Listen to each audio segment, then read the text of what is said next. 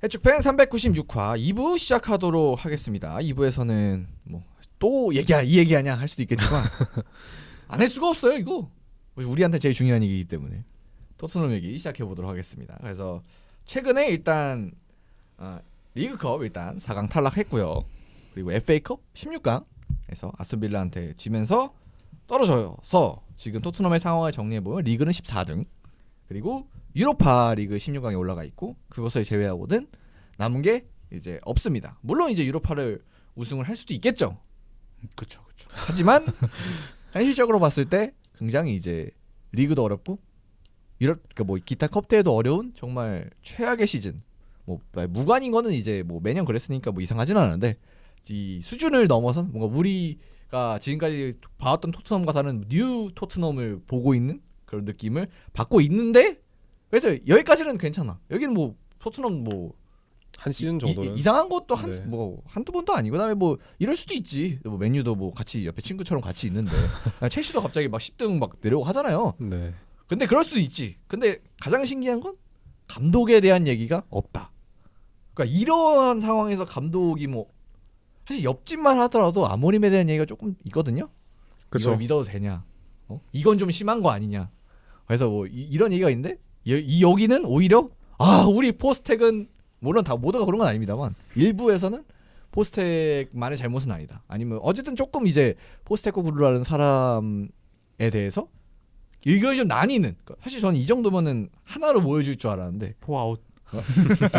근데 좀 나뉘는 그런 느낌이 어쨌든 뭐 영국 내에서만 치자면 있으니까. 그다음에 보드진도 그런 것 같고, 그래서 신기해서 한번 가져왔습니다.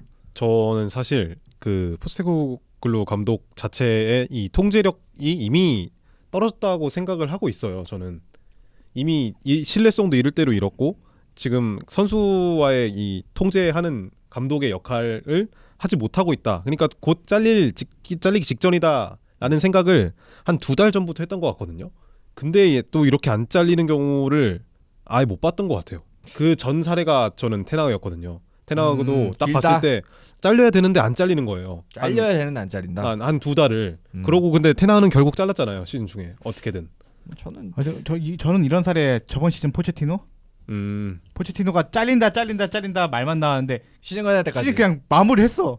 그것도 놀랐고 아스날도 아마 아르테타 잘린다 잘라야 된다 말라는데 네. 보드진 밀어준다. 보드진 그 당시 포체티노도 좀 보드진 밀어준다 얘기 나왔던 것 같고, 그 시즌을 마무리를 어떻게든 해내고 그 다음 시즌에 감독을 구하거나 혹은 바운스백 해버린 상황이었긴 하죠. 그렇죠? 근데 이제 그들과도 비교해도 이거 말이 안 되는. 일단 첼시 같은 경우는 뭐 그때 제가 기억하면 FA컵 4강 갔고요. 그리고 10위 안쪽에 있었던 걸로 기억하거든요. 결국은 결국은 그럼 바운스백을 한 거니까. 그런가? 원래 이 악물고 버티면은 체급 때문에 다시 올라오는. 첼시도 한 13 했었나? 그때? 10등 안에 들었었나요? 그러니까 최종적으로 전 든 걸로 기억하거든요.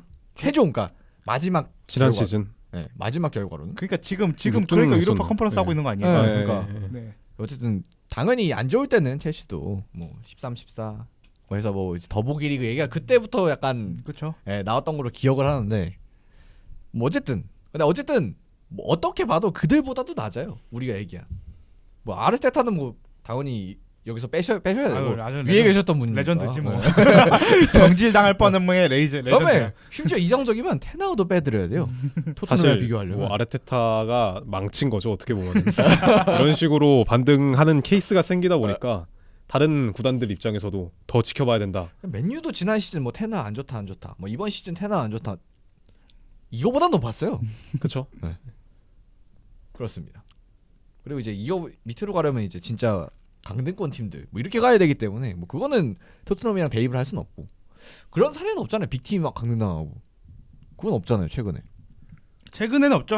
이렇게 축구가 자본화 이래서는 일정 자본 이상을 유지하고 있는 팀들이 강당한 케이스는 아예 없을 거예요. 네. 제 기억에는 없는 것 같고. 심지어 에버턴도 뭐 간당간당 하더라도 결국 네. 살잖아요. 사실 샬케나 함부르크 같은 그건 좀 다르니까. 있긴 한데 거기는 이제 진짜 이제 망가진 게 몇 년 시즌 계속 이어진 건데, 사실 토트넘은 돈 잘 벌잖아. 롤러코스터가 계속 네. 있던 거였으니까요. 프리미어리그도 뭐 굳이 따지고 보면 뉴캐슬이나 레스터 같은 케이스가 있기는 네. 한데 그래도 여기랑 네 다르죠. 그렇죠. 네. 위치가 다시 네. 다르니까. 그래서 우리가 정말 새로운 현상을 지금 관찰하고 축구계. 물론 이제 새로운 게 많이 들어왔죠 축구계. 보엘리가 들어왔고 갑자기 10년 계약 쏘고 맨시도 갑자기 따라서 와 우리도 10년 간다 이러고 있고 이제 뭔가 새로운 게 많이 등장하고 있지만 뭐 경기 수도 늘어나고 그다음에 첼시가 막 스쿼드 30명 채웠는데 와 이거 해안이다 이러고 있고 그런데 이것도 이제 뭔가 축구계의 뉴 노멀이 될까요? 감독을 믿어준다? 이미 근데 계속 그런 상황이 발생하고 있는 것 같아요. 왜냐면 위약금이 너무 세진 상황에서 그러니까 꼭 토트넘만이 아니라 토트넘뿐이 아니라도 팀들이 대부분 감독 차는데 좀 주저하고 있는 게 하긴 그런 상황이 된 것 같아요. 이번 시즌 뭐 프리미어리그 내에서 돌아봐도 로페텍이 사실 생각보다 많이 버텼다고 생각하거든요. 네. 그 쓴 거에 비해서 그쵸. 기대에 비해서 그리고 사실 소튼 누구였지? 러셀 마틴. 러셀 마틴 네. 그분도 좀 오래 버텼다고 생각 들고요. 그러니까 결국 이제 안 잘랐을 거면 이제 계속 갔어야 되는데 근데 그러니까 이렇게 잘랐다는 거는 결국 이제 그러니까 잘리고 나서 결과적인 해석이지만 러셀 마틴도 되게 오래 걸렸고 자르는데 타리그에서도 뭐 바르셀로나 차비를 뭐 잘라야 되니 심지어 잘랐었어요 시즌 중에. 그러다 다시 돌아온 케이스 있고. 그렇네. 그렇네. 그 저 세리에 알레그리도 자른다 말만 나왔지 계속 쭉 간 게 아무래도 저는 이 그 유럽 전체 좀 위약금이 워낙 천청부지로 올라오고 있는 상황에서 그것도 팀들이 부담되는 상황이라 생각을 해요. 그래서 포스테코글루도 알려진 바에 따르면은 이제 약간 그 1,000만 유로인가? 하여튼 뭐 굉장히 많다고 100억 이상 쭉 뚫고 나간다. 해서 굉장히 포스테코글루도 많고 그리고 위약금이라고 하면 이제 또 대한민국 국민들께서는 굉장히 최근에 크게 되었기 때문에 의미를 잘 알고 있죠. 네. 그래서 결국 위약금이란 게 위약금을 주면은 그만큼 다음 감독 연봉이 떨어지는 거잖아요. 그렇죠. 결국 돈은 한정돼 있으니까. 네. 그래서 아무래도 저는 포스테코글루만 아니라 유럽 감독이 이렇게 시즌을 굉장히 성적 망침에도 불구하고 붙잡고 끌고 가는 거는 계속 트렌드이지 않을까 싶어요. 심지어 바운스백을 어느 정도 하고 재계약을 해야 되니 많이 말도 나오잖아요. 테나우도 정신이서 재계약한 거고 심지어 포체티도 재계약 얘기 나왔고 차비도 그때 심지어 재계약 얘기도 나오고 계약하니 많이 거의 계약을 했던 것 같은데도 안 되고 한지풀이 맡긴 상황이었잖아요. 네. 그러니까 이런 상황이 계속 이어질 것 같긴 해요. 저는. 근데 그 감독들은 어찌 되었든 간에 일정 부분의 성적은 냈었거든요. 그렇죠. 샤비도 우승을 사실 했었고. 네, 뭐 차비도 못한다 했지만 어찌 되었든 라리가 우승을. 그러니까 챔피언스리그에서 좀 문제가 있던 거지. 네. 리그에서는 뭐 챔피언스리그도 어찌 됐든 일정 수준 이상 올라갔었고. 뭐 조별리그 탈락은 이런 건 아니니까. 네. 예. 뭐 테나 같은 경우에도 리그에서 좋지 않은 성적을 거뒀다고 하지만 어찌 됐든 10위 안에는 들었잖아요. FA컵도 우승하고. 근데 토트넘 같은 경우에는 조금 다른 케이스라고 봐야 될 것 같아요, 저는. 근데 저는 같은데 좀 다른 케이스라 보는 게 이 얘기를 이렇게 길게 할 줄 몰랐는데 저는 토트넘 현실 얘기 길게 할 줄 알았는데 한마디만 더 저는 그런 팀들의 요구사항은 그 정도인 거고 죄송한 얘기지만 토트넘 팀이 현재 요구사항이 다르다. 토트넘 팀이 원하는 거는 새로운 다 갈아엎는 거고 하긴 방향성을 비교 갈아엎는 거고 대상인데 또 맨유 바르셀로나니까. 그 동시에 또 갈아엎으면 동시에 방향성 제시와 동시에 어쨌든 뭐 트로피 트로피적으로 아니서 그 팀들의 요구사항은 최소 이건 거고 토트넘 보드진에서 우리가 그래도 눈 감고 귀 막고 버틴다라는 정도 최소사항은 아마 포스테코글루가 해주는 게 아닐까 해서 버티는 걸 수 있는 거니까 그렇다고 봐. 이 얘기 이렇게 길게 할 줄 몰랐네. 근데 어쨌든 좀 새로운 현상이긴 합니다. 확실한 건. 그래서 일단은 뭐 포스테코글루에 대한 시선은 저희가 매주 좀 많이 다뤄가지고 그쵸. 뭐 많이 들으신 분들이라면 아실 거예요. 굉장히 부정적입니다 우리는. 굉장히 마음에 안 들어하고 굉장히 욕을 많이 했어요 우리는. 긍정적일 수가 네. 없긴 하죠.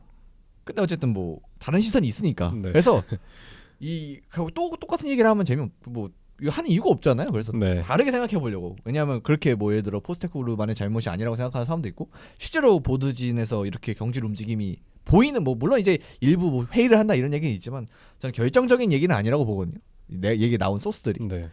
그래서 이런 기준으로 봤을 때 뭔가 다른 시선으로 봐보자. 그러니까 우리가 포체티노를 한다. 포스테코글루를 좀 잘못 보고 있을 수도 있을까? 억까를 하고 있을 수도 있지 않을까? 그러니까 뭐 그런 부분이 있을 수 있지 않을까? 우리가 뭔가 사로잡혀 있지 않을까? 손흥민의 역할에 대한 불만? 뭐 아니면은 뭐 그 뭔가 그런 딱딱한 변화를 주지하는 거에 대한 불만? 이런 우리가 뭔가 콩깍지가 씌어서 역콩깍지가 씌어서 포스테코글루를 억까하고 있는 점이 있지 않을까? 하고. 우리가 음해하고 있었다.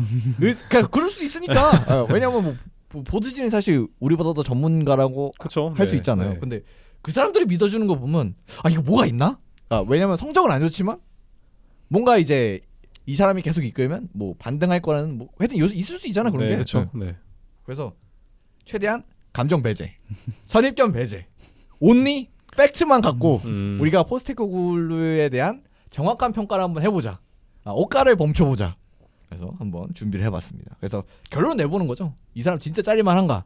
아니면 이제 우리가 뭔가 선입견으로 잘못 보고 있는 게 혹시 있었나? 그러니까 이런 거 찾아보는 그런 시간인데, 그래서 일단 스탯으로 살펴보겠습니다. 그래서 일단 액면가를 보자면은 리그 기준입니다. 모든 스탯은 리그 14위, 승점 27점. 14위 된 것도 이제 최근에 그 14등 팀이 져가지고 아마 올라간 걸 거예요. 네. 승점 27점, 48득점, 37실점, 골득실 플러스 11. 최근 6경기 1승 1무 4패. 뭐 10경기로 높이면 이제 2승 뭐 2무인가 뭐 그렇더라고요. 2승 2무 8패인가? 예. 그리고 리그컵 4강 탈락, FA컵 16강 탈락, 그리고 유로파 16강 현재 진행을 하고 있습니다. 그래서 우리가 뭐부터 볼까 하다가 스탯 사이트 가면 점유율이 제일 먼저 나오더라고요. 네. 그래서 한번 봐봤습니다. 자, 평균 점유율 57.3%. 높습니다. 패스 성공률도 85.5%. 높아요. 그래서 점유율이 아마 4등인가 그럴 거예요. 3등인가 4등인가. 그래서 주도권은 굉장히 토트넘이 평균적으로 잘 가져온다. 이렇게 일단 시작을 해야 될 것 같습니다. 그래서 포스테코글루가 말하는 주도하는 축구는 하고 있어요 지금. 주도해요 지금 토트넘. 그렇죠. 스탯상으로 그래요. 네. 그렇습니다. 네. 네 그래요. 주도를 하는데 꽤 많이 있었어요. 패가 13개가 있어요. 그렇습니다. 그래서 주도는 잘한다. 그래서 순위표 저희가 띄워드리고 있고요. 자 그리고 이제 공격 지표로 가겠습니다. 리그 득점 4위, 챔스권인데요? 14등인데 네. 이거 대단한 수치죠? 높죠. 꽤 높아요 지금. 말이 안 되는 수치지 이건. 그다음에 XG 6위, 뭐 경기장 슈팅 6위, 상대 박스 터치 5위, 빅찬스 메이킹 개수 6위 해서 결국 이제 공격 지표는 상위권. 좋다. 이렇게는 말할 수 있을 것 같습니다. 그래서 공격에 대해서는 다들 어떻게 생각하세요? 토트넘? 한국인들 입장에서는 손흥민이 어쨌든 더 득점을 뽑아야 되는 상황이라고 생각하지만 그거 아닌가 싶긴 한데 어쨌든 지금 지표상을 보면은 토트넘의 공격은 나쁘진 않다. 네. 물론 이거의 함정이 어느 정도 왜곡이 발생하고 있다고 토트넘 팬들은 느끼겠지만 어떻게 생각하시는지 그러면은? 저는 뭐 당연히 스탯상으로 보면은 되게 높은 위치에 있는 건 맞는데 그 튼이 그 탑독의 위치에 있을 때 토트넘을 상대하는 팀들을 조금 살펴보면은 이 숫자가 살짝 저는 허수라고 생각을 하는 게 다들 중앙 좁혀서 내려앉잖아요. 그러면 토트넘이 이거를 뚫어내는 데 있어서의 문제점을 거의 2시즌째 어려움을 겪고 있어요. 그러다 보니까 이 뭐 흔히 말하는 점유율이라든지 XG 값이라든지 경기당 슈팅 이런 것들이 높을 수밖에 없는 위치다. 내가 뭐 해서 뭐 예를 들면 지금 상대 박스 터치 지금 제가 그림을 보여드리고 있는데 상대 박스 한 터치도 이제 개수 보면 되게 높고 5위예요. 네. 슈팅도 많고 5위. 그다음에 득점도 뭐 이제 공동 3위, 공동으로 이제 3등이니까 4위라는 3위고. 네. 뭐 그러니까 이런 숫자들이 이제 상대 팀의 전술적 선택에 따른 그런 결과값이 크다. 그렇죠. 아무래도 내려앉는 팀들이 많다 보니까 XG 값 같은 경우에는 특히 위치 기반으로 해서 하는 거잖아요. 그렇죠. 뭐 당연히 이제 상황에 따라 다르지만 네. 골대로 가까이 갈수록 높아지고 네. 골대에서 뭐 중거리 슈팅이면 뭐 0.01 뭐 이렇게 나오죠. 그러다 보니까 상대 팀이 이렇게 수비적인 스탠스를 취하는 경우가 많은 토트넘은 이런 수치들이 높을 수밖에 없다. 뭐 그럼에도 리그 득점이 이렇게 높은 거는 사실 근데 이제 사실 득점이 공동 3위니까 네, 이거는 뭐 사실 좋은 부분이긴 하죠. 근데 이제 물론 이제 뭐 점유율이나 이런 거는 좀 허수가 껴있을 수 있지만 슈팅이나. 네. 근데 그럼에도 불구하고 일단은 뭐 우리가 다 축구 왜 합니까? 뭐 전술 몇 자 뭐 3-5, 3-2-5, 3, 3-4-3, 4-2-3이 뭐 해야 합니까? 다 골 넣으려고 하는 네, 거죠. 네. 그렇죠. 그래서 그리고 이제 특히 PK 득점이 하나도 없는데도 불구하고 리그 득점이 3위라는 거는 이건 뭐 실로 굉장히 인정해 줄 만한 부분이 아닌가. 이건 근데 긍정적으로 봐야 되나요? PK 득점이 없다. 뭐 일단은 좀 리그만 한정한 거긴 하지만 찾아보니까 PK 시도가 딱 한 번 있었고 네. 그때 시축을 손흥민 선수가 했었고 그래서 하는 게 있는데 근데 PK를 얻어내는 것도 뭔가 이런 공격 플랜에 들어가야 될까요? 그러니까 그런 평가에 PK 획득도 포함해야 될까요? 저는 이건 그냥 이번 시즌 그 운이 아닐까요, 그냥? 그러니까 저도 그렇게 일단 생각을 했거든요. 처음에. 그렇게도 볼 수 있는데 저는 개인적으로 이 공격진들의 어떻게 보면은 개인 기량이 조금은 아쉬웠다고 봐도 되지 않을까. 그래서 그거가 연결돼서 돌파 횟수도 맞는 돌파 횟수도 상위권에 가까 뭐 이 정도는 아닌데 그래도 10등 위로는 갔었거든. 5등쯤 그 정도 했었던 걸로 기록하는데 뭐 정확하지 않습니다. 이건 제 기억이라. 근데 어쨌든 PK 득점도 PK 획득 횟수 뭐 득점은 이제 뭐 다른 문제니까. 네. PK 획득 횟수도 뭐 어쨌든 0회가 있는데 이게 뭐 PK도 안 얻었는데 이렇게 골을 많이 넣었다. 좋게 해석할 수도 있고 말한 대로 야 PK도 하나도 못 얻어? 이렇게 될 수도 있고 역으로 가면. 네. 이건 좀 아직은 요까지 부분은 아직 판단할 수가 없다 우리가. 네, 네. 그런 것 같아요. 그래서 어쨌든 득점은 그러니까 많다. 그래 많아. 근데 PK도 없어. 네. 순도 높은 득점이 많아. 그리고 뭐 이번 뭐 토트넘 하면은 이제 세트피스를 그냥 대충 한다. 뭐 이런 걸 유명하지만 이번 시즌은 세트피스도 8골 기록을 또 해내면서 굉장히 세트피스도 굉장히 괜찮다. 뭐 보니까 이렇게. 또 시도도 1위예요. 아 맞아요. 그 코너킥 1위. 지금 코너킥 시도가 토트넘이 1위입니다. 이 역시도 근데 제가 언급하고 싶은 거는 상대팀이 다 내려앉다 보니까 아 어쩔 수 없이 코너킥이 많이 나올 수밖에 없다. 네. 그래도 뭐 많이 전환을 한 부분 자체는 굉장히 좋은 부분이죠. 그렇습니다. 그래서 조금 자세하게 토트넘의 득점에 대해서 살펴보겠습니다. 골을 이제 48골 현재까지 기록을 했고요. 오픈 플레이 상황에서 29골. 그다음에 다이렉트 프리킥 1골. 코너킥 상황 8골. 그리고 놀랍게도 10골을 차지하고 있는 게 역습 시퀀스입니다. 그러니까 이게 그러니까 참 그러니까 아이러니해요. 왜냐면 저희가 아까 설명해드렸듯이 점유를 많이 가져가고 상대팀이 내려가다 보니까 지공을 많이 하고 그러다 보니 슈팅을 뭐 이런 얘기를 하고 있었는데 역습이 10골이에요. 예를 들면 맨시티가 뭐 역습이 10골이겠습니까? 아니지. 말도 안 되지 이건. 그래서 역습으로 가장 많은 현재 리그에서 득점을 한 게 리버풀 10골. 근데 이건 이해가 가죠? 왜냐면 리버풀은 살라가 있으니까. 네. 그리고 역습을 실제로 많이 노리는 팀. 그다음에 역습에 대한 그런 패턴 이런 게 좀 확실히 있는 팀이잖아요. 그렇죠. 뭐 그리고 토트넘처럼 막 그렇게 공을 뭐 점유하는 데 집착을 하지도 않고 뭐 상대 팀들이 마냥 내려가는 것도 아니고 리버풀 상대로 그 미친 짓이니까. 네. 그리고 뭐 카운터에 대한 득점이 무조건적으로 수비의 상황에서 내려앉아서 카운터 역습으로 득점을 기록했다기보다는 네. 높은 위치에서 압박을 가져가서 여기서 공을 뺏어서 카운터로 득점을 해도 이것도 카운터 득점으로 그렇죠. 쳐주는 거잖아요. 그런 부분에서 토트넘의 높은 위치에서의 전방 압박이 어찌되었든 간에 강력한 부분 중에 하나다라고 봐도 될 것 같아요. 그러니까 이거 얘기하는 게 어쨌든 이게 일본식 개념인데 일본에서는 롱 카운터, 숏 카운터라고 얘기를 해요.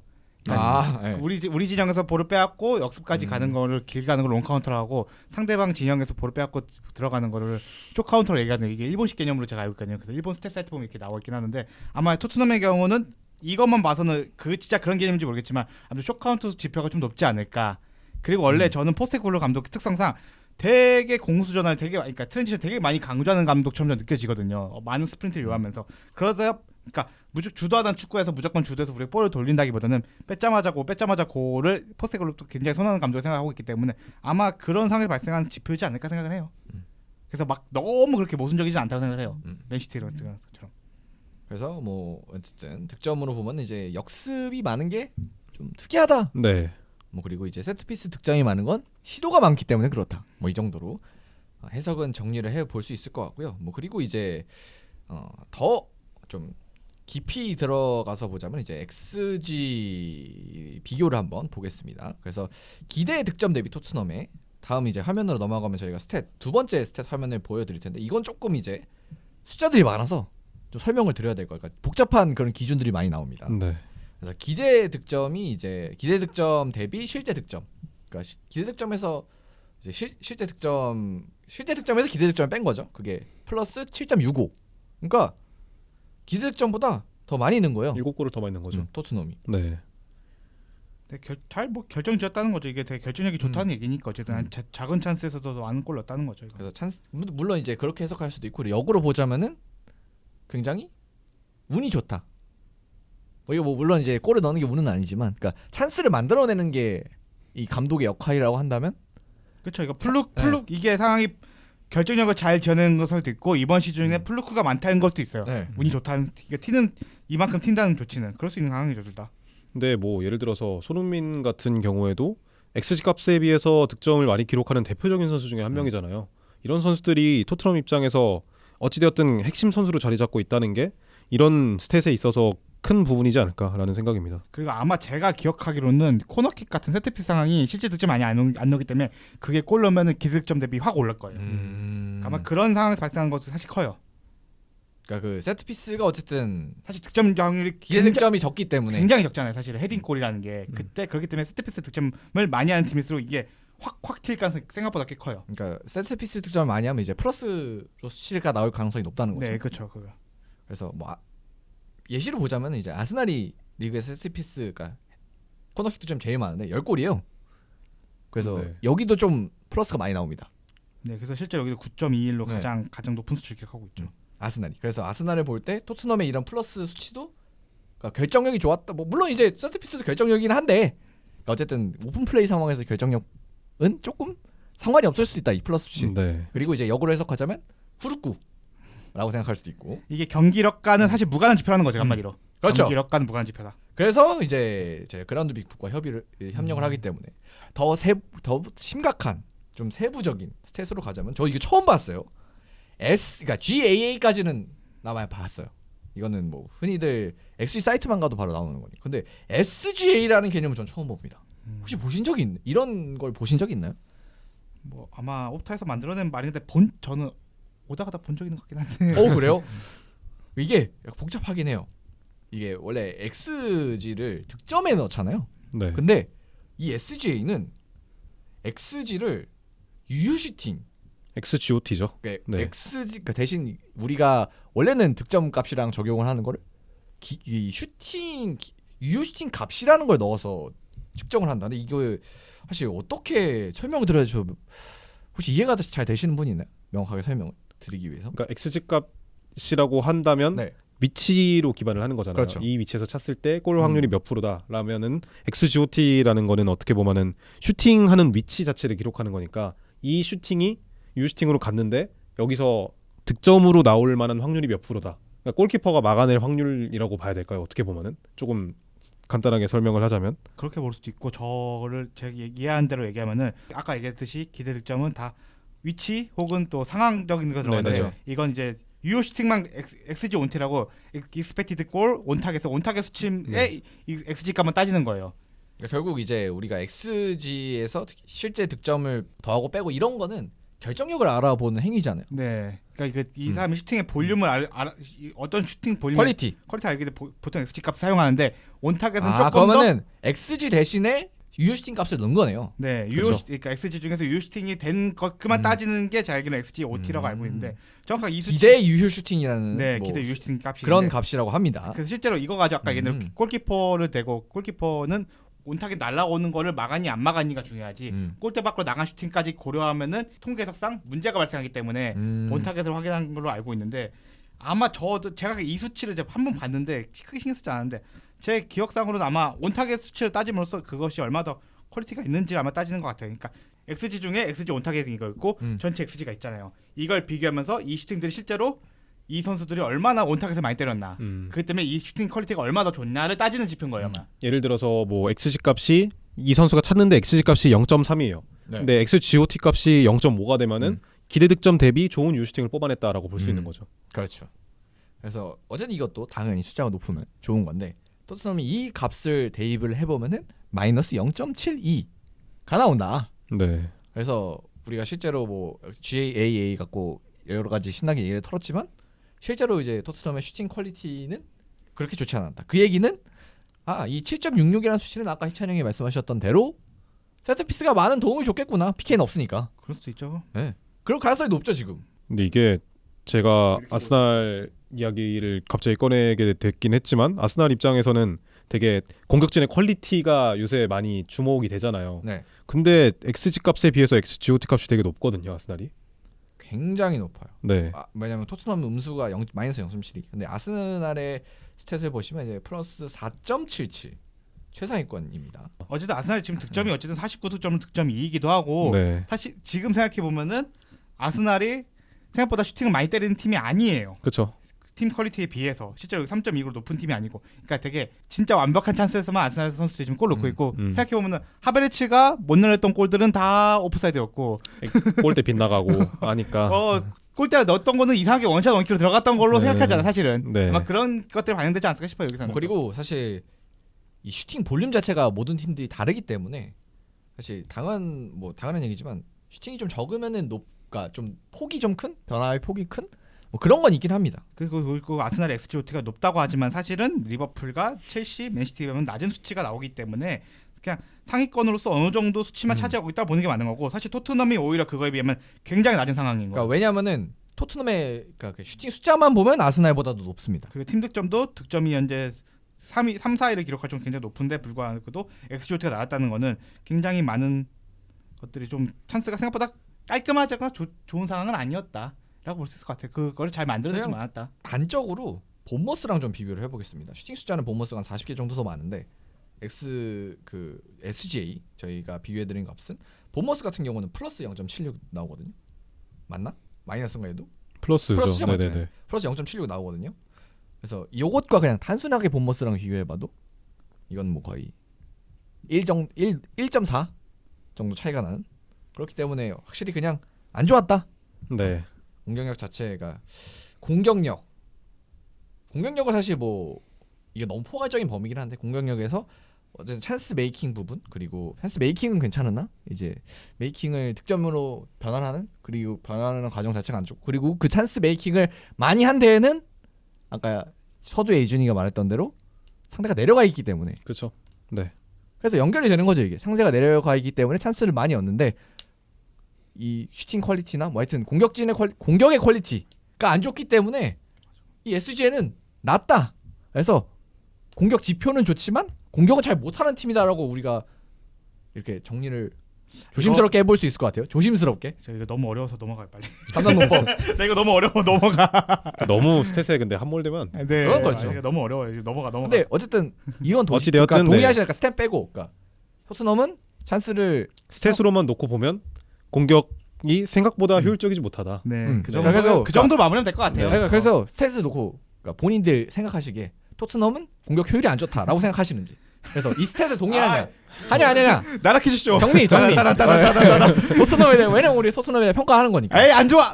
안 좋아 왜냐면 원래 그렇게 생각했어 아니면 뭔가 숫자를 보고 나니까 숫장 보고는 사실은 뭐안 좋다고 얘기할 수밖에 없죠. 어쨌든 실제 XGOT가 XG에 비해 그 온타겟 수치는 안 좋은 거니까 이거는 대부분의 팀들이 지금 보면 XGOT랑 XG 값이 그러니까 유효 슈팅과 가치가. 그냥 일반적인 슈팅에 비해서 가치가 이게 지금 네. 유효 슈팅 수치 대부분 높은 편이니까 네. 그런 것 같다고 얘기할 수밖에 없을 것 상황인 것 같아요. 이거는 어쨌든 저희가 그런 상황 봤으니까. 저는 뭐 브레넌 존슨이 잘못했다. 아 걔가 좀 많이 내렸나? 날렸나 뭐. 지분이 좀 큰가? 그런 그럼- 거 야 이거 선수별로 나중에 뽑아달라 해야 되나? 에이, 너무 이거 차양인가 그건? 그렇죠.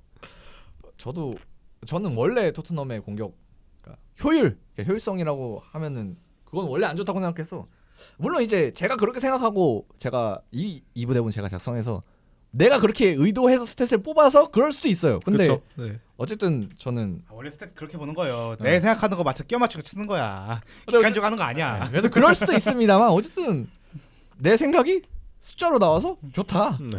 그래서 토트넘의 일단 공격이 액면가로 좋아 보이지만 좋지 않다라는 말을 하고 싶어서 여기까지 온 거예요. 아, 네. 네. 그래서 얘기 똑같아. 그렇죠. 포스텍은 공격적으로 하지만 야얘 공격도 못해. 음. 이 얘기 하고 싶은 거예요 결국. 그래서 공격 얘기 했고 네. 자 그럼 이제 다음 수비 얘기로 가야죠.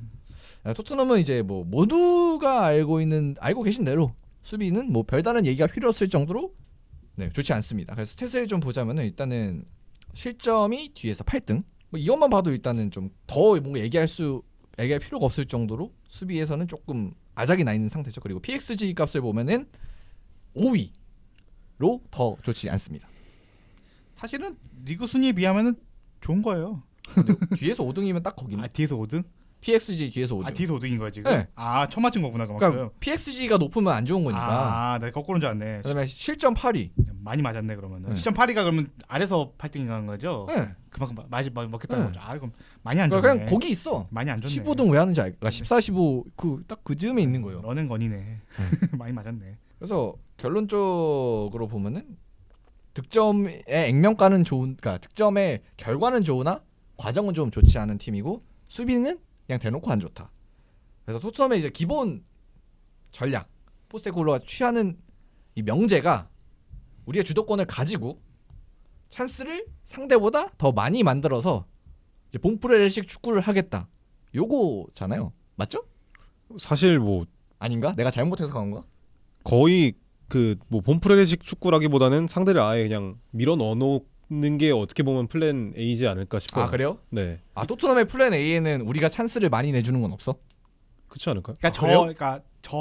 그러니까 저는 이렇게 생각했거든요. 우리가 찬스를 많이 먹어도, 그러니까 역습의 위험이 있어도 어차피 더 많이 넣으면 돼라고 난 생각했거든요. 그러니까 저 생각은 요거를 포스테골로의 생각을 마인드를 축구적 마인드로 접근하지 말고 격투기적 마인드로 접근해 보면 에? 돼요. 격투기적 마인드가 뭐냐면은 1라운드에 상대방 많이 떠서 기절시키면은 이 사람이 2라운드, 3라운드에 부활해서 나를 때릴 리가 없어요. 그러니까 제 생각에는 이거 약간 KO를 시켜버리는 그러니까 거예요. 상대방을 압박해서 그러니까 엄청나게 많은 스프린트나 자원을 투입해서 공격에 투입해서 상대방을 다운시키거나 기절시키거나 혹은 상대방 전위를 상실시키는 상황에서 회복되지 않기 때문에 그 상황에서 끝내는 게 아마 포스테골로의 목표라고 생각하면은 쉽지 않을까 생각을 해요. 진짜 진짜 축구를 제외한 모든 게임들은 사실은 롤이나 이런 그런 것들은 그렇게 돌아가거든요. 그래서 전위를 상실하고 상대방을 밀어붙여서 눌러서 압박해서 눌러버리면 사실 끝나고 실제로 그런 식으로 압도적인 축구를 보여줬던 뭐 펩 가르솔라는 우리가 봤었으니까 그런 축구를 이상하다고 생각하는 게 아닐까 그 정도. 근데 그게 잘 안 되는 게 아닌가. KO 축구다. 오 이건 또 새로운 시설인데 KO 축구. 예준이 어떻게 봐요? 저는 앞서 언급했듯이 그냥 계속해서 누르면서 흔히 말하는 지공 상황을 꾸준히 만들어내는 게 포스테코글루 감독의 목표지 않을까라는 생각입니다. 근데 이 중원에서의 저지든 어찌되었든 카운터에 대한 대비는 그냥 뭐 뒤에 후방 자원들이 뭐 나 반더벤 로메로 있는데 알아서 하겠지라는 생각이지 않을까라는 생각이에요. 그래서 결국 이제 포스테코글루 감독의 메인 플랜 핵심 중에 하나가 압박이고, 우리가 뭐 요즘 파이어가 되고 있는 부분도 압박이고, 뭐 선수들 최근 부상이나 이런 것과 더해서, 그래서 이제 압박에 대한 얘기로 좀 넘어가 보려고 이제 뭐 이런 플랜에 대한 이제 뇌피셜을 돌려본 건데, 그래서 압박으로 넘어가겠습니다. 그래서 압박 수치가 중요하죠. 그래서 우리가 일부에 얘기했었던 PPDA라는 수치를 한번 가져와 봤습니다. 그래서 이 수치는 이제 낮으면 좋은 거죠. 아까 네. 얘기했듯이 그렇죠. 네. 그냥 단순하게 가겠습니다. 낮으면 좋은 스테이지. 압박 강도가 높을수록 숫자가 낮습니다. 그래서 토트넘의 숫자를 지금 보여드릴 건데, 오 굉장히 낮아요. 굉장히 낮아. 어느 정도로 낮냐면 아스널보다도 낮아요. 그렇죠. 압박 리그에서 가장 압박을 세게 하는 팀이라 볼 수 있죠. 뭐 그리고 이제 하이 턴오버, 높은 위치에서 상대의 공을 탈취하는 거죠. 탈취한 횟수도 많아요. 굉장히 많아. 이것도 이제 아스날이랑 필적할 정도로 많다. 사실 아스날이 뭐 수비를 한다 하지만 압박 많이 하잖아요. 할 때는. 네, 그렇죠. 그래서 아마 지금 이 토트넘과 아스날의 수치가 9.7에 9.36 나왔는데 제가 기억하는 전성기 분데스리가 소위 말하는 게겐프레싱 시대 모두가 로저 슈미트 있고 유르겐 클롭 있고 다 앞으로만 날아가 돌격 앞으로 그 라플랑 그 시대가 평균 분데스리가 9점 후반대가 나왔어요. 그러니까 지금 토트넘의 압박 수치는 그 분데스리가 전성기 디안보가 가던 그 수치만큼을 유지하고 있는 거죠. 굉장히 높은 압박을 유지하고 있고 하이턴오버도 그만큼 유발시키고 있는 거죠. 근데 이제 물론 이제 이 볼륨이 높지가 않아요. 우리가 이 반 시즌 좀 넘게 스탯을 가져왔기 때문에 뭐 볼륨이 높지가 않은데, 결국 이제 다음에 준비한 스탯이 하이 턴오버 엔딩인 슛, 그러니까 하이 턴오버가 슈팅으로 연결된 개수. 그러니까 이게 사실 몇 개 차이라서 이게 큰 의미가 있는지 모르겠습니다만, 뭐 단적으로 이제 맨유랑 한번 비교를 해보겠습니다. 바로 위에 있으니까. 근데 맨유랑 이제 PPDA 차이는 좀 많이 납니다. 아시다시피 페나 시절의 맨유는 뭐 압박이랑 거리가 먼 팀이기 때문에 이 수치가 높게 나올 수가 없었어요. 압박이 없다고 봐야 되나요? 압박을 페나 시절 실패했을 수도 있고 뭐 압박을 많이 실패했고 네. 좀 많이 성공했다. 아모림 쇼의 말이 복구한 수치지 않을까 이거. 아무튼 그래서 그런데 이 슈팅 하이 턴오버가 슈팅으로 연결된 개수는 토트넘이 오히려 더 적습니다. 근데 이게 낮은 게 어떻게 보면은 포스테코글루 감독의 이상향이 제가 언급했던 그런 누르는 축구인 거를 또 입증할 수 있는 자료 중에 하나인 게, 그러면 토트넘은 압박을 하는 게 슈팅을 하려고 압박하는 게 아니고. 볼을 빼앗고 볼을 주도로 차는 거죠. 그러면은 토트넘은 예를 들어 하이 프레싱을 해요. 공을 빼서 뒤로 가? 그게 아니라 이제 옆으로 지공 상황에서 뒤 말고 옆으로 지공 상황에서 공을 뺏겨요. 네. 그러면은 그 높은 위치에서 공을 뺐으면은 그것도 하이 턴오버가 되는 거잖아요. 그렇죠. 그럼 다시 이제 슈팅. 다시 이제 공 돌리면서 상대 시퀀스를 그 유지하는 거죠. 그 내려놓고. 시퀀스. 그러니까 네. 예를 들면 이제 우리가 압박이라고 생각하면 이제 게겐 프레싱을 먼저 떠오르잖아요. 그쵸. 그거랑은 좀 다른 개념이네. 그렇죠. 토트넘의 소유권을 압박은? 유지하기 위한 압박으로 아. 볼 수 있는 거죠. 어떻게 보면은 그러니까 슈팅이 그게 목적이 아니다. 그렇게 볼 수 있지 않을까라는 오. 생각입니다. 저는. 그러니까 바로 슈팅이 목적인 게 아닌 게 아니라 그 자리에서 바로 그 선수가 슈팅까지 가는 게 아니라 슈팅 박스까지 만들어가는 다른 부가적인 작업을 원한다는 거겠죠. 실제로 여기서 보면은 뭐 맨시티 같은 팀이 좀 낫긴 해요. 네. 본머스가 되게 높잖아요. 본머스는 그러네. 의도적으로 높은 위치에서 공을 뺏어서 슈팅을 슈팅을 때리려는 음. 목적을 가지고 있거든요. 그렇네. 그래서 보머스는 이 하이프레싱을 통한 하이 턴오버를 통해 얻은 골이 7골이나 됩니다. 네.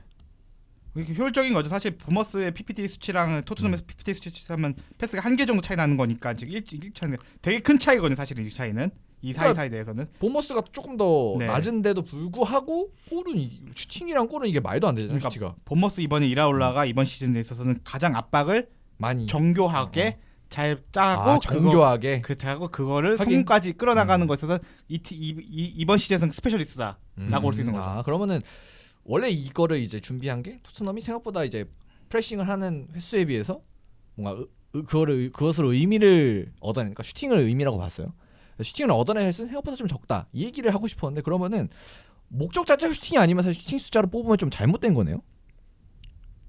또 애매하긴 한데, 그러니까 제 나는 당연히 정화 압박은 당연히 이제 슈팅을 위한 과정. 그러니까 왜냐면은 가깝잖아. 그러니까 그것도 맞는데 펩 가르디올라의 왜냐면 이게 하이 턴오버란 게 네. 중간도 아니고 그렇죠. 상대방 지에서 볼 뺏은 거니까. 네. 근데 이게 펩 가르디올라 축구라는 게 이른바 포지션 플레이가 어쨌든 우리가 주도권을 끊임없이 가져가는 거잖아요. 그리고 박스까지 가는 데 있어서는 가장 최선의 방법이 있고 최선의 방법은 우리가 상대방보다 수적 우위가 있고 하긴. 볼을 만들어서 이렇게 티키타카를 해서 이렇게 가는 거지.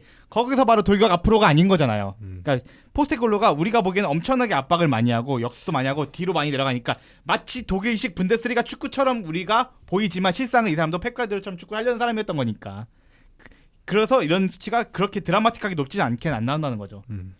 그러니까 어찌 보면 비효율적인 것도 있고 어찌 보면 그러니까 이걸 제가 봤을 때 이거를 토트넘 압박이 비효율적이다라기보다는 토트넘 압박이 하고 나서 토트넘이 볼을 돌리고 이런 식으로 보는 성향을 보여주는 거고 실제로 이것 때문에 탈이 많이 나온 거 이거 이제 사실 아스날도 지금 부상 많잖아요. 그러니까 네. 탈이 나는 영역을 봐야 되는 것 같아요. 선수들이 지금 다리가 고장 나고 있는 상황으로. 뭐 어찌 됐든 간에 근데 토트넘이 반대로 이거를 공을 높은 위치에서 뺏었는데 슈팅으로 이어가고 싶었는데 안 된 걸 수도 있어요. 그렇지, 그럴 수 있죠. 네. 그거는 근데- 사실 알 수가 그- 없는 부분이니까. 그래서 제가 요거를 준비한 이유가 아까 득점에서 말씀드린 건 토트넘의 득점의 상당수를 차지하고 있는 게 역습 패스트 브레이크 네네. 득점입니다. 근데 토트넘은 이제 로우 블록을 세우는 팀은 아니고 그래서 아까 뭐 말씀하셨듯이 쇼카운터, 런카운터. 쇼 카운터를 하는 팀이잖아요. 그러니까 위에서 뺏어서 위에서 카운터를 해서 득점을 많이 기록을 했다는 건데 그럼 이걸 보면 알 수 있는 거죠. 토트넘은 대부분의 역습골들이 롱 카운터인 거 알 수 있는 거예요. 롱 카운터 좀 시점인데 10골인데 여기서는 하이턴오버 엔딩 골은 4골인 거잖아요. 10골 역습이 10골 중에 4골을 6골이 로우 그러니까 길게 간 거예요. 길게 간 거란 거죠. 솔직히 그러니까 포스테콜로가 원하는 건 모르겠어요. 어떤 건 축구를 원하는지 모르겠지만 포스테콜로가 볼을 자꾸 주도적으로 해서 끊임없이 상대방을 밀어붙이는 축구일지도 모르겠지만은 실제로 토트넘이 잘하는 건 결국은 맨날 우리가 아는 무리뉴, 콘테. 그러니까 지표가 이런 식으로 계속 뒤죽박죽인 것 자체가 어떻게 보면은 그러니까 포스테코글로 앞뒤가 안 감독이 맞네. 얘 뭐 하고 싶은 거지? 네, 뭘 하고 싶은 건지 모르겠다. 그러니까 뭘 하고 싶은지 알지만은 그 뭘 하고 싶은 결과물이 안 나오는 게 맞지 않을까요? 네네. 저는 그게 같아요. 결과물이 어쨌든 하고 싶은 결과물이 안 나오고 있다. 참 어려운 감독이다. 아, 그러네. 난 그래서 당연히 이제 라인이 높은 팀이니까 당연히 쇼 카운터가 많을 거고 그러면 당연히 쇼 카운터가 많은 팀이니까 그러면은 이제 여기서 슈팅을 많이 뽑아야 되는데 실시 슈팅이 났네. 그러면은 이제 잘 못하고 있는 거 아닌가라는 생각을 했는데 약간 좀 개념이 다르네요. 그렇죠. 오늘 너무 어려운. 네, 어려운. 야, 오늘 거의 뭐 학술 대회인데. 야 이거 너무 어려운데. 이렇게 어려운 주제를 오늘은. 그러면 이렇게 앞뒤가 다른 팀이 있나? 사실 요런 이제 저희가 보여드리고 있는 이 하이 턴오버와 이제 턴오버가 슈팅으로 연결된 그다음에 뭐 압박 수치까지 해서 가장 좀 예쁘게 되어 있는 게 본머스거든요, 사실. 그렇죠. 네, 그래서 사실 요런 게 의도대로 본머스는 프레싱을 슈팅을 위한 프레싱. 그래서 프레싱도 잘 돼. 그걸로 슈팅도 잘 만들어. 그리고 그걸로 골도 잘 만들어. 이러면 이제 뭔가 이 스토리 라인이 맞거든요. 그래서 이라올라가 이런 걸 준비해서 이런 결과가 나왔거든요. 토트넘은 사실 아스날도 그거에 맞아. 아스날도 네. PPT가 높고 PPT의 수치가 압박 강도 높게 나오고 하이턴오버도 많이 나오고 골도 6골로 이라울러 다음이니까 아스날도 압박을 잘하고 있다고 볼 수 있는 거고. 최근에 보면은 그러니까 아스날이랑 본머스 같은 경우에는 특히 본머스는 이라올라 감독이 어떻게 보면 라요 출신이잖아요. 네. 라요 바이카노라는 팀 자체가 이런 식으로 축구를 자주 구사를 해요. 높은 위치에서 공 끊어서 슈팅을 하는 게 그 팀의 목표예요. 어떻게 보면 게임 모델인 거죠. 네. 그렇죠? 아스날 같은 경우에도 최근에 지공 상황에서 득점이 많이 안 나오다 보니까 높은 위치에서 공을 뺏은 다음에 직접 득점을 만들려는 시도가 많아요. 요새. 그런 의미에서 아스날의 수치가 이런 식으로 높다는 걸 확인할 수 있고 토트넘 같은 경우에는 근데 반대로 높은 위치에서의 압박을 가져가더라도 자신의 소유권을 그대로 유지하려는 장면들이 많았다라고도 해석할 수 있는 거죠. 근데 가장 득점이 좀 많은 부분을 차지하는 건 롱 카운터. 라고 또 볼 수 있는 거고 뭐 세트 피스랑 롱카운터 나온 네. 거니까. 어쨌든 그 앞뒤가 좀 다른데. 앞뒤가 다르다기보다는 포스테골로가 원하는 거랑 결과 뭔가 수식이라고 봤을 때 함수를 이렇게 딱 만들어 놓고 넣는 그러니까 전술이 전 그런 거라고 보거든요. 근데 어쨌든 득점이 4등 나오면 공격 자체는 그냥- 어쨌든 그쵸. 그게 괜찮아. 어쨌든 공격으로 내가 보기엔 이거에 초점 붙이면 안 될 거야. 이 토트넘의 문제는 수비인데 공격이 뭐가 문제인 상황은 전 아니라고 봐요. 토트넘의 문제 어쨌든 공격 득점력이 4등 나오고 슈팅도 그 정도 근데 나오고 이제 하면은 토트넘의 모든 문제는 공격이 문제가 아니라 수비가 문제. 공격의 모든 걸 버렸으니까 공격 빼고 아무것도 안 되는 게 문제인 거니까. 이 팀은 그렇게 봐야 되는 게 아닐까요? 저희가 어쨌든 오늘 준비한 방향성은 토트넘 공격이 좀 문제가 있다고 얘기하지만 사실 토트넘 공격이 문제라기보다는 토트넘 공격이 나쁘진 않은 상황에 저는 사실 경향성만 보는 거고. 그거긴 했어요. 그러니까 문제가 있다. 네. 음. 왜냐면은 효율적이 떨어진다. 수비 못한다. 너무 많이 했어. 그다음에 할 얘기도 별로 없어. 네, 라인을- 효율성이 떨어진다고 봐도 되는 게 이 정도로 투자를 했으면 왜냐면 이게 4등이 아니라 1등을 했어야죠. 결국 이 컨텐츠 이 우리 스토리라인의 목표는 어떻게 가야 되냐면 뭐 이거 스포긴 한데 네. 근데 뭐 제목이 스포긴 한가? 포스테코글루를 빨리 잘라야 된다로 가야 되는 거야 지금. 그러니까 그걸 위해 이제 삥 둘러가고 있는 거거든요. 괜히 이제 뭐 포스테코글루 괜히 이 사람한테 유리한 스탯을 줘 가면서 이렇게 하는 이유가 아니 어쨌든 그래서 그 과정에서 공격의 효율성이 그러니까 수비는 뭐 예를 들어 수비는 뭐 이렇게 하면 뭐 당연한 거잖아요. 뭐 우리가 맨날 얘기하고 그다음 이렇게 하면 뭐 어떻게 수비를 어떻게 강하게 해. 그러니까 전술을 바꿔야지. 그러니까 제 생각에는 사람을 바꿔야 정확히 말하면. 그러니까 아마도 저희 그 토트넘이 어쨌든 그 포스테코글루 이게 토트넘 팀의 뭐 데이터 팀도 있고 팀이 아무래도 포스테코글루를 좋게 보고 좋게 계속 유임을 가게 되는 방향에 있어서는 아마 공격이겠지. 이 수비를 보고 좋게 가면 그건 네, 안 되지. 공격수가 설득되는 거고 포스테코글루 감독도 실제로 인터뷰 때마다 얘기하는 네. 게 우리 선수가 다 돌아오면은 뭐 그리고 수비가 다 있으면은 우리의 지표가 뭐 좋다. 이런 얘기 많이 해요, 되게. 그러니까 아무래도 이 사람의 감독 공격에 초점을 두고 두은 상황에서 어쨌든 공격적으로 너네 공격도 못 해. 근데 공격도 못하진 않다는 거죠. 어쨌든 이걸 보면 못 하진 않으니까 공격도 뭔가 발전해서 전 아닌가? 근데 이렇게 많이 투자를 했는데 응. 결국에는 수비에 대해서 집중을 안 했다는 거로 볼 수 있는 그쵸. 거고 그러면서 수비진의 부상이 많은 거는 포스테코글루 감독의 이 전술 때문이다. 네. 라고 그러니까 볼 수 있을 것 무리하게 같아요. 후방 자원을 후방 리소스를 다 끌어모아서 전방에 투자해서 공격에 투자했는데 그만큼 공격이 얼추는 나오는데 그것이 순위로 이어지지 않은 상황에서 실점은 더 많이 발생하는 거는 결국은 포스테코글루 감독이 격투기적 마인드로서 아까 KO? 1, 2라운드 KO 가는 거야? 1라운드 끝내고 3, 4라운드 상대방 전의를 상실시키거나 어쨌든 내가 더 맞더라도 KO로 가는 거야? 이미 더 많이 때렸으니까 상을 만들고 싶은데 그 상을 계속 못 만들고 있을 만큼은 어쨌든 그건 실패하고 있는 상황인 건 맞는 거죠. 그러니까 우리가 공격에만 몰두해서 이 상황을 보려보면은 마치 공격처럼 좋아 보니까 착시 현상이 일루전이 발생하는데 어쨌든 그 실제로 축구는 공격 맞는 게 아니니까. 계속 그냥 주먹만 때리고 있는 거예요. 자기 맞는 건 모르고 그냥 주먹만 때리는 제가 거죠. 하고 싶은 얘기예요. 그러니까 좀 새로운 얘기를 하고 싶으니까 그 주먹을 때리는 것도 과연 이게 이 사람이 이 계산한 대로, 그러니까 이 사람이 이렇게 때려야지 해서 이 카운터가 뭐 아니면 스트레이트가 뭐 어퍼컷이 잘 들어가냐, 아니면 눈 감고 으악 하다가 갑자기 상대가 쓰러지는 그 그런 게 최홍만 있나? 씨 그 주먹 때리는 네. 그 살짝 그 경기 네. 장면 같은 거 있잖아요. 살짝 그런 느낌인 거죠. 자기 펀치가 세든 안 세든 일단 때리고 보는 거예요. 그러다 보니까 뭐 뒤에 복부든 이거는 방어가 안 되는 거죠. 네.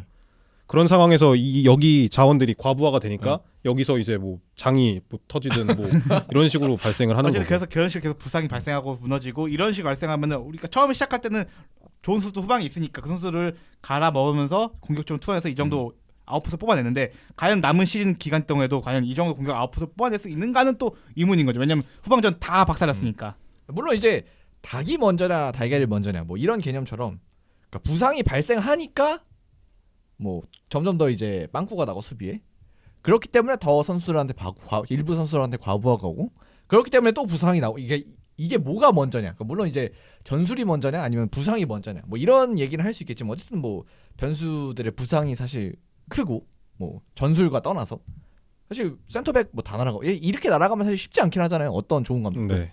그래서 그런 그 부분도 어떻게 보면은 포스테코글루 감독이 초래했다라고 볼 수 있는 거죠. 음. 제가 개인적으로 생각하기에 포스테코글루가 운이 없었던 거는 비카리오가 발목 부러진 거. 그건 진짜 운이 없었어요. 아 사실 그거는 뭐 인간이 뭐 할 수 있는 게 없죠. 네. 그거 말고는 사고지 그건. 포스테코글루 감독이 전부 다 통제할 수 있었다. 뭐 예를 들면 뭐 반더벤 로메로 문제. 네. 최근에 또 나갔죠. 그쵸. 그 반더벤 네. 왔다가. 그래서 결국 그런 점에 있어서 포스테코글루의 어쨌든 책임 뭐 그런 거 있다. 부상에 대해서. 네. 근데 저는 부상은 조금 억까도 있긴 하다. 근데 그건 좀 그러니까 그건 좀 참작은 해야 될 것 같아요. 우리가 평가를 하는 데 있어서. 억까도 있긴 하다. 뭐 예를 들면 비카리오라든지. 전 그 앞서 언급했지만 비카리오 말고는 아 비카리오 말고 네, 그냥 나머지는 아니야. 이런 식으로 음. 뛰면은 뭐 반다이크든 뭐 우사인 볼트가 오든 다 다칠 거라고 생각을 해요 저는. 실제로 많은 스프린트 계속 요하면은 자이언스틸 많이 요하면은 진짜 이런 클럽 감독도 그 오랜 사이클을 유지 못했던 돌트문트 이렇게 많은 걸 무리하게 요구해서 그런 거고 로저 슈미트도 레버쿠젠 때 어쨌든 많은 자원들을 그 공격의 활발성을 유지하지 못하고 무너졌던 거는 선수에게 너무 많은 스프린트 요해서가 생각을 해가지고 아마 이것도 많이 저도 지금 많은 부상들이나 선수의 부진 혹은 뭐 칼끝이 무디지 못한 상황에서는 무딘 상황에서는 아마 이런 것들이 발생하게 생각해요. 많은 너무 체력적으로 요하다. 실제 부상이 안 발생. 부상은 불운할지언정 어쨌든 지금의 성적은 어쨌든 나온 건 사실이니까 그러지 않을까 싶긴 해요. 그래서 이제 포스테코글루 그러면 뭐 당연히 우리가 결론 정해놓고 하는 얘기지만 언제 정했지 나는. 우리는 이미 한 몇 달 됐지? 2달 됐나? 그쯤 된 것 그쵸, 같은데. 네. 그래서 빨리 가야 된다 포스테코글루 씨는. 아 저는 저번에 얘기했지만은 근데 배신 버티는 게 맞다고 생각해 아직도. 이번 시즌까지. 다른 의견. 무조건. 어차피 이번 시즌 박았다. 답이 없다. 답이 없다. 그냥 버티고. 뭐 메이슨 2가 오건 3가 오건 뭐 메이슨 할아버지가 오건 무리뉴 할아버지가 오건 안 된다. 아 그건 이미 시즌 중에 의미가 없다. 저는 그냥 포스테코글루 감독. 의미가 없다. 저는 그러니까 물론 반등해서 토트넘 제가 생각한 물론 그렇긴 하죠. 지금 뭐 예를 들어 전승을 한다 칩시다. 그래도 유럽판 못 가겠죠. 제가 생각한 토트넘은 조금 더 좋은 팀이고 좀 더 빅클럽으로서 바라봐야 팀을 생각하기 때문에 이 상황에서 뒤집고 올라가는 그러니까 좋은 감독이 있으면 상관없고 근데 정말 원해서 오는 감독이 아니라 임시 감독으로 시즌 마무리하겠다는 거는 뭘 할 수도 있지만 저는 굳이란 생각이 들어가지고 그냥 포스테코글루 시즌 마무리하고 다음 시즌에 여기 좋은 이라올라 데리고 와라. 근데 저는 그 생각해요. 저는 좀 다릅니다. 저는 이 그레이의 건강을 위해서라도. 아 선수들 건강. 아치 그레이? 네. 이 지금 센터백 자원들 다 부상으로 나가고 있잖아요. 포로도 이게 심각한 게 지금 필드 플레이어 중에 가장 많은 시간을 소화하고 있거든요. 유럽 내에서 네. 가장 많은. 그러니까 근데 아직까지 멀쩡하신 게 좀 신기하긴 한데. 사이드백도 사이드백인데 저는 집중적으로 보고 있는 게 센터백. 어찌 되었든 계속 나가고 있잖아요. 반더벤 로메로에서 로메로에서 아치그레이도 네. 있고 그다음에 드라구신 네. 무릎 나갔죠? 그런 선수들이 특히 아치그레이 같은 경우에는 되게 길게 봐야 되는 선수잖아요. 지금 그렇죠. 2006년생이고 지금 이번 시즌이 중요한 게 아닐 텐데. 그리고 원래 장기적으로 센터백도 보면은. 아니죠. 네. 그런 의미에서 이 포스테코글루 감독의 경질 비용이 예를 들어서 1,000만 유로다라고 한다면 이 그레이의 무릎은 1,000만 유로보다 비싸다. 공작적 접근을 또. 네. 그럴 수 있죠. 라는 생각입니다. 저도 약간 비슷한 접근이긴 한데 예를 들어 지금 이제 어쨌든 뭐 메이슨으로 가든 뭐 누구로 가든 뭐 임시로 칩시다. 뭐 네. 어쨌든 지금 솔직히 없잖아요. 그쵸. 어떻게 내려와 시즌 네. 중인데 그냥 아무나 간다고 쳤을까 A라고 칩시다. 임시 감독 A로 가는 게 지금보다 그러니까 미래 감독을 위해서 지금보다 낫다. 부상도 그렇고 그리고 사실 저는 이 토트넘 스쿼드에 맞는 전술은 포스테코글루와 정반대라고 보거든요. 뭐 이라올라 얘기하셨지만 이라올라가 오면은 진짜 다 반대로 갈 거 아니에요. 지금과는. 그렇죠. 네. 저는 토트넘의 스쿼드는 그렇다고 보거든요. 그리고 실제로 그 카운터 골이 많이 나온 게 바로 그 증거라고 생각을 하고 물론 이건 짜맞춘 걸 수도 있지만 네. 그렇기 때문에 이 사람을 이 미래 감독과 맞지 않는 이 사람을 그러니까 만약에 이 이라올라 같은 스타일을 생각하고 있다면 빨리 날리고 얘를 왜냐면 이거에 더 훈련을 어쨌든 그렇게 할 거 아니에요. 예를 들어 뭐 점유율이나 뭐 이런 거에 맞게 할 텐데 그런 걸 더 하는 것보단 그냥 가운데로 돌리고 팀의 지점을 차라리 백지로 만드는 그러니까 검은색을 칠하는 것보단 검은색을 칠해서 그림을 망치는 것보단 차라리 백지가 낫다. 근데 그거는 또 조금 틀릴 수가 있는 게 그래요? 순간적으로 그러니까 다른 임시 감독이 와서 그걸 채우자는 거잖아요.